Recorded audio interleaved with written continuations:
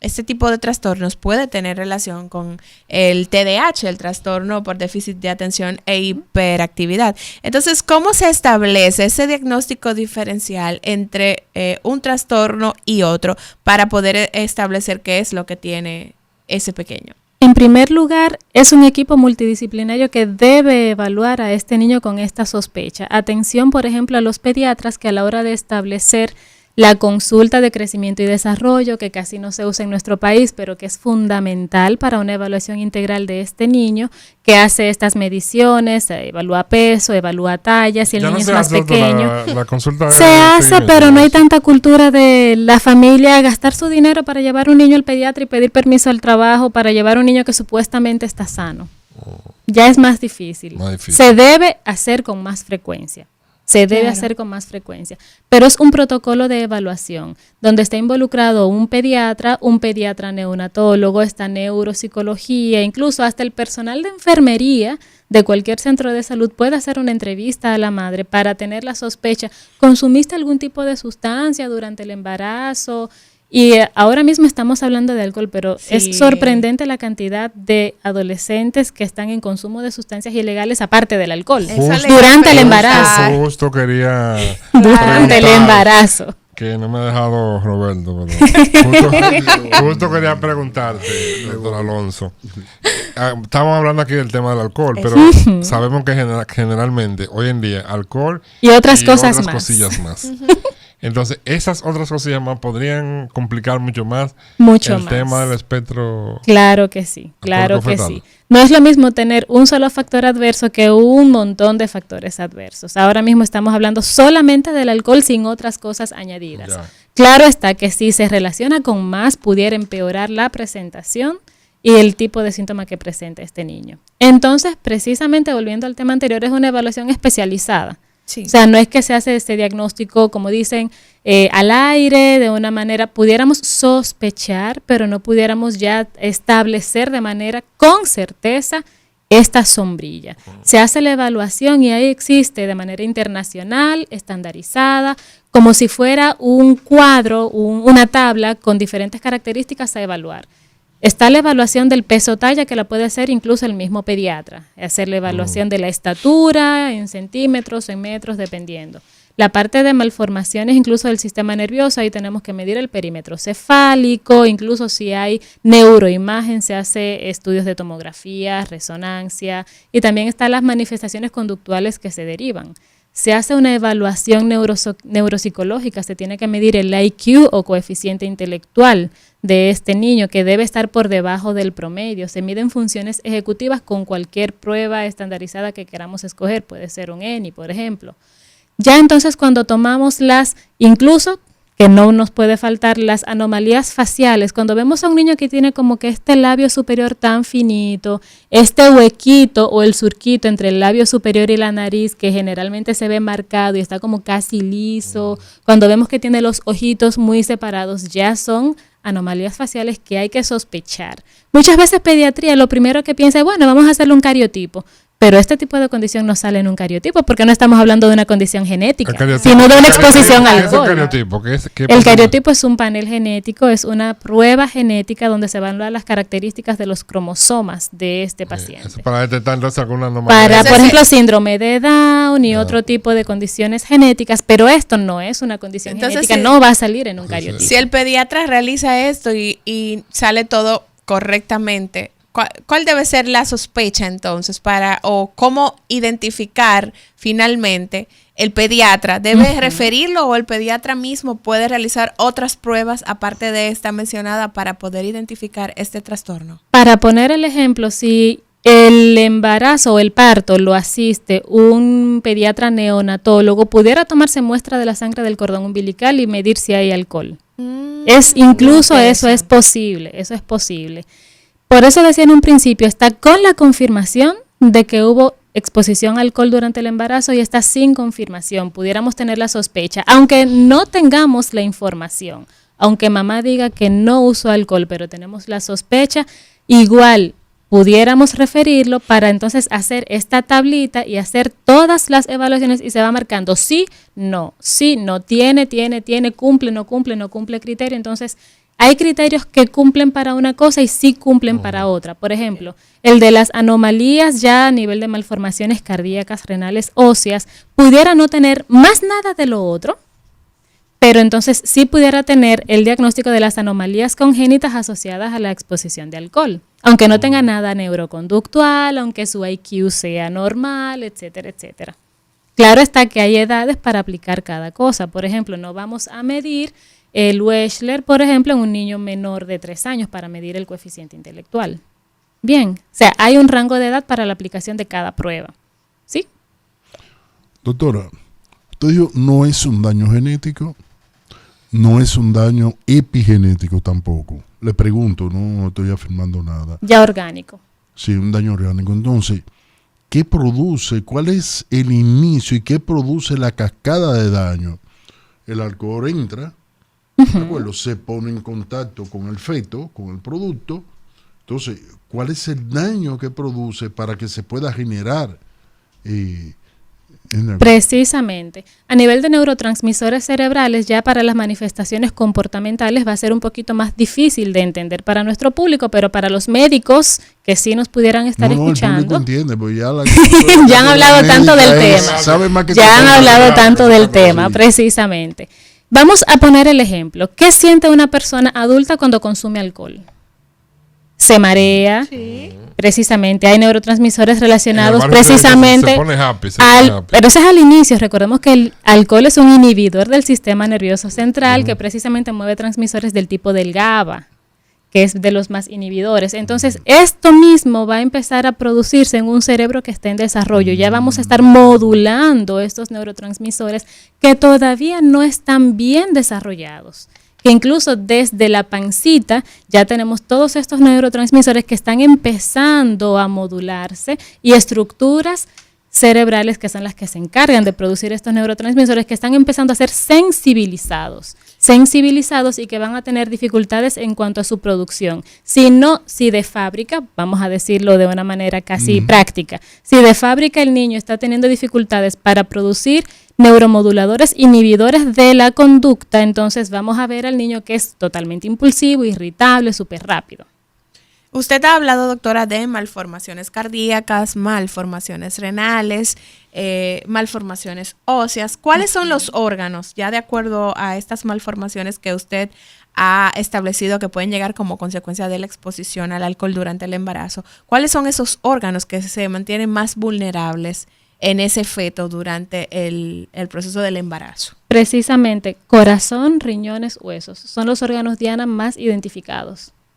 Precisamente. Entonces, los temas de cerebro, esto ya cuando la mamá se expone a un consumo muy recurrente de grande cantidad de alcohol. Cuando se hace en cualquiera de las etapas, pero esas ya anomalías orgánicas son cuando se es una exposición más precoz.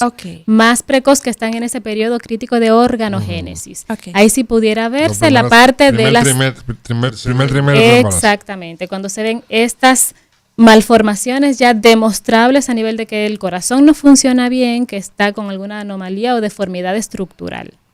Pero ya más adelante entonces sí viene la parte del sistema nervioso.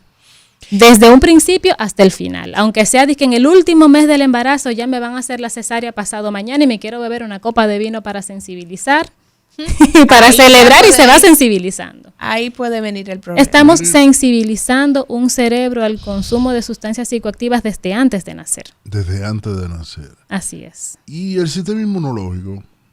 No se ha demostrado. No se ha demostrado que esté relacionado, pero sí pudiera verse relacionado cuando hay algún otro tipo de afectación orgánica. De base al sistema inmunológico no, pero sí un niño que tiene dificultades conductuales, que no puede cuidarse, sí puede estar más propenso a adquirir enfermedades infectocontagiosas. Bien, vamos a escuchar qué dice la gente, recordar que usted tiene la oportunidad de comunicarse con nosotros a través del 809-682-9850 y también a través de la línea internacional 833-380-0062. Buenos días, Cátedra Médica. Sí, buenos días, bendiciones a ese tremendo programa. Amén. Adelante con su pregunta. Un poquitito más atrás de ser feto, ¿qué fuimos? Un poquitico más atrás. Si ese señor que depositó eso, de esos millones de espermatozoides, es un borracho que bebe más alcohol, toma más alcohol que agua. Entonces, yo estoy escuchando que la madre. Y yo creo que si poner un poquitito más atrás, ese efecto que fue formado entre el óvulo y el espermatozoide, yo creo que hay un poquito de responsabilidad en el padre también. Escucho por la radio. Muchísimas gracias por su inquietud. Adelante, doctora. Muy buena. Claro, muy buena pregunta. Entonces, ahí viene la parte de que sí, cada niño tiene una carga genética, los genes de mamá y los genes de papá. Entonces, ese contenido genético sí va a estar relacionado. Para la parte de la concepción, el alcohol de manera más directa lo que puede dar es algún tipo de deformidad o de alteración en la motilidad del espermatozoide.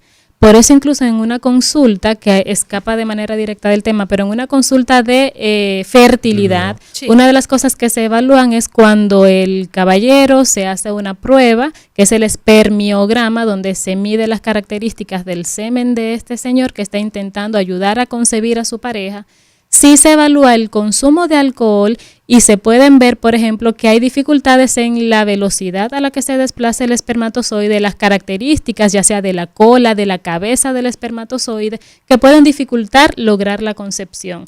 Pero independientemente, sí, su preocupación es muy válida. La carga genética sí va a ser aportada por este espermatozoide, pero no de manera directa relacionada al alcohol, que es lo que estamos trabajando en este caso. Una cosa es la carga genética recibida y otra cosa es la exposición a un agente teratógeno que puede sensibilizar a este feto a la producción de otro tipo de características a lo largo de su crecimiento. Bien, doctora, tomé alcohol durante el embarazo. Tuve a mi hijo, estoy escuchando cátedra médica, he escuchado toda la descripción que la doctora Soledad Alonso ha detallado en el programa del día de hoy y sospecho que mi hijo puede tener el trastorno del espectro alcohólico fetal. ¿Qué debo hacer? No se pongan la mano en la cabeza, es actuar. ¿Qué vamos a hacer? Preocuparme, llorar, sentir culpa no me va a resolver nada. Ponerme en función de darle atención a este niño para que tenga la mejor calidad de vida posible. En primer lugar, llevarlo a evaluar. Puede ser incluso con su pediatra de cabecera y referirle. Doctora, yo nunca se lo dije, a mí me daba vergüenza, pero ahora estoy preocupado porque escuché tal información y ahora pienso que lo que está presentando mi niño pudiera ser, para que ese pediatra le haga el referimiento oportuno. Se va a hacer la evaluación. Si se diagnostica, vamos a tener un plan terapéutico. Si el niño tiene manifestaciones conductuales de un impacto de funcionamiento que está irritable, que está agresivo, pudiera llegar a mis manos como psiquiatra infantil, darle un apoyo farmacológico para que sea menos irritable, menos impulsivo, menos agresivo. Pero además de esto, entonces, si tiene dificultades de aprendizaje, hay que darle apoyo psicopedagógico o terapia de aprendizaje. Si tiene dificultades a nivel de su conducta, además de lo farmacológico, también está la intervención conductual y eso es terapia con un equipo de psicología. Vamos. Entonces, no es que no haya remedio, se pueden hacer cosas para lograr que este niño pueda tener un mejor desempeño. Vamos a detallar eso de los tratamientos, doctora, pero vamos a darle chance a la gente primero. Buenos días, Cátedra Médica. Elisania, buen día, ¿cómo estás? Buen día, Daris, adelante. Estamos tranquilos aquí trabajando. Una pregunta para la doctora. Si un niño nace y crece con problemas renales, ¿pudiera ser que el padre y la madre hayan ingresado mucho alcohol al momento de la gestación del bebé? Gracias y buen día. Gracias, Daris, por tu llamada. Adelante, doctora. Hay que ver qué tipo de problema es renal, porque no todos están asociados a las manifestaciones de uso de alcohol. Ahora, sí, es muy frecuente de que hay niños que tienen daños estructurales a nivel del riñón que pudiera relacionarse al consumo de una mamá que consumió alcohol durante el embarazo.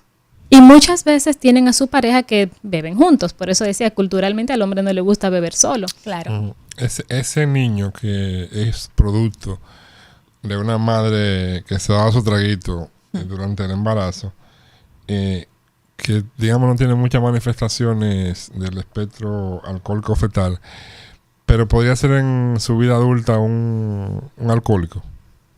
Está sensibilizado, siempre va a tener esta disfunción a nivel de neurotransmisores cerebrales. siempre que nos exponemos, mientras más precozmente nos exponemos a sustancias que cambien cómo se modula nuestro cerebro, perdemos la capacidad de autorregularnos, buscamos regulación externa a través de otras fuentes, hasta la misma azúcar. Por eso la mujer deprimida la vemos en las películas que empieza a comer chocolate y a helado de manera casi desproporcionada. Siempre vamos a buscar una fuente externa que nos resulte gratificante para generar placer, que nos dé dopamina a ese cerebro, que es una de las principales neurotransmisores moduladores del placer. Y sí, entonces, si no me puedo regular, puedo buscar algo afuera y una de ellas puede ser alcohol. Si me daban alcohol desde chiquito, bueno, pues voy a preferir usar la sensación, volver a sentir la sensación de alcohol conforme voy creciendo.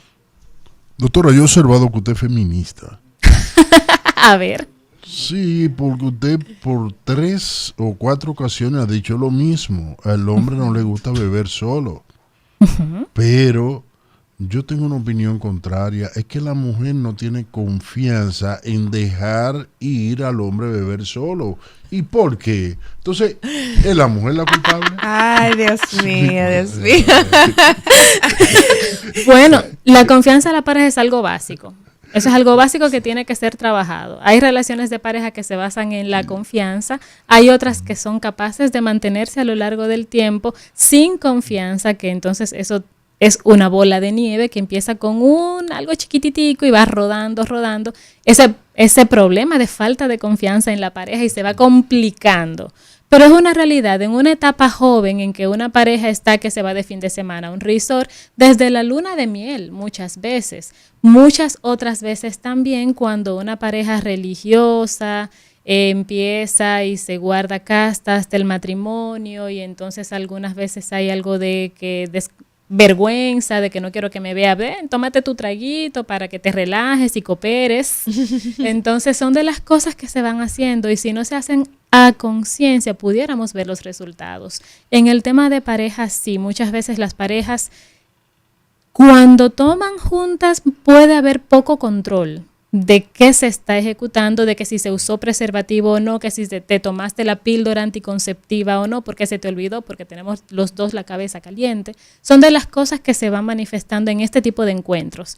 Entonces viene la píldora del día después, que no siempre es efectiva, tiene su porcentaje de efectividad, pero no siempre, tiene que tener incluso su tiempo de acción, pero son de las cosas que hay que ver.